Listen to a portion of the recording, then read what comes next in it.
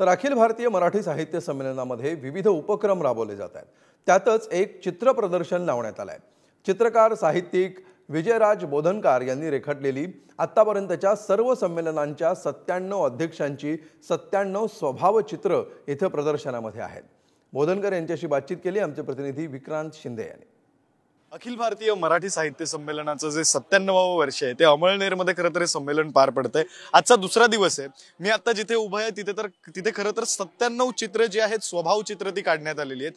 ही स्वभाव चित्र कोणाची आहेत तर अगदी पहिल्या संमेलनाचे अध्यक्ष म्हणजे ज्योतिराव फुले त्यांच्यापासून ते आतापर्यंतचे अगदी डॉक्टर रवींद्र शोभणे यांची सर्वांची जी स्वभाव चित्र आहेत ती स्वभाव चित्र रेखाटण्यात आलेली आहेत आणि ते जे प्रदर्शन आहे ते भरवण्यात आलेले आहे। खरं तर हे प्रदर्शन भरवण्यामागचं नेमकं कारण काय आहे, उद्दिष्ट काय आहे हे जाणून घेऊया आपण। खरं तर ही चित्र ज्यांनी काढलेत ते विजयराज बोधनकर सर आपल्या सोबत आहेत।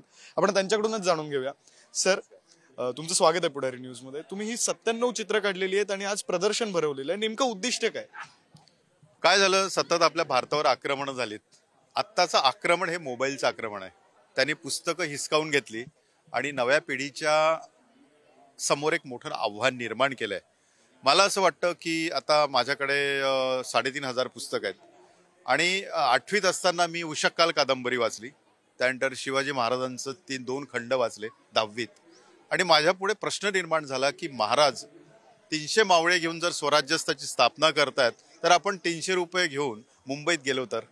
हा विचार मला पुस्तकांनी दिला आणि मी मुंबईत आलो। आज 40 वर्ष झाले। कुणापुढे हात न पसरता केवळ पुस्तकांनी मला स्वाभिमानी बनवलं, भारतीयत्व दिलं, विचार दिला, चिंतन दिलं। मी लेखक झालो, वक्ता झालो। चांगलं माणूस पुस्तकं घडवू शकतात हे मला तरुण पिढीला सांगायचं आहे।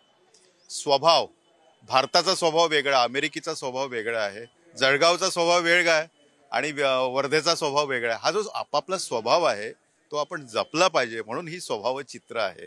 कॅमेरा पर्सन शिवा कुरीलसह मी विक्रांत शिंदे, पुढारी न्यूज, अमळनेर।